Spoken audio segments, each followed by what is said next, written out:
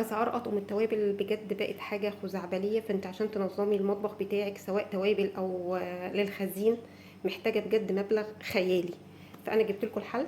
طقم التوابل علب الوطنيه، ما شاء الله تبارك الله، البلاستيك بتاعها نظيف، اشكالها حلوه قوي قوي قوي، في منها مقاسات كتير. ده مقاس 2، بيشيل تقريبا نص كيلو. ده تقريبا ده نص كيلو بالظبط يعني. والعلب محكمه الغلق ما شاء الله، يعني تقدري تحطها في الفريزر مفيش اي مشكله والبلاستيك بتاعها بي، يعني تقدري تحطها في الفريزر من غير ما تكوني قلقانه منها. وجوده البلاستيك عاليه قوي قوي قوي، جودته حلوه وهتعجبكم ما شاء الله.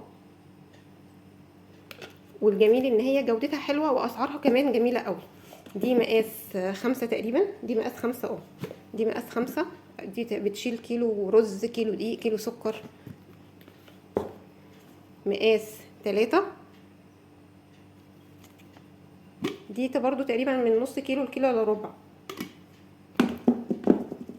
دي مقاس 4، يعني هي يعني فرقها عن 5 مش كتير، او فرقها عن 3 برضو، ما بين ال3 وال5، بس هي في منهم ارتفاع عالي على حسب الحاجه اللي هتخزنيها.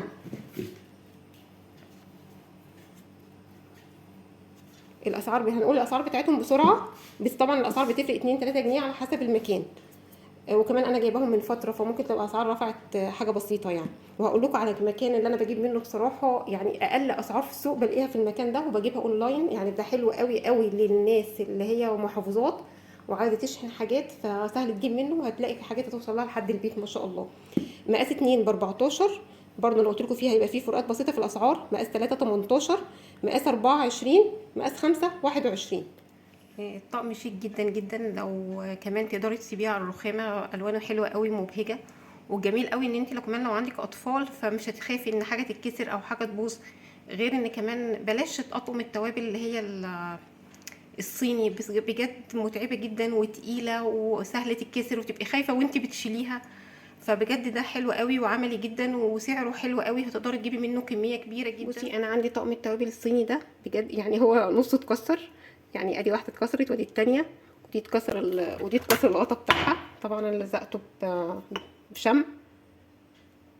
فالمعامله بتاعته بصراحه متعبه جدا، غير ان العلب بتاعته تقيله. فبجد الطقم التاني بجد بجد هيريحه جدا جدا جدا. وانا شايفاه بصراحه عملي، وبلاش تكلفه كتيره، يعني بلاش نكلف ونأوفر عشان بس عشان خاطر الناس.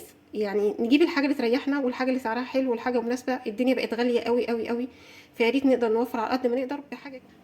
تابعوني على افتكاسات كاني ماني، وان شاء الله تلاقوا كل جديد. اللهم نسألكم من خير وخير ما أتى به، ونعوذ بك من شر وشر ما أتى به. شكرا لكم، السلام عليكم ورحمة الله وبركاته.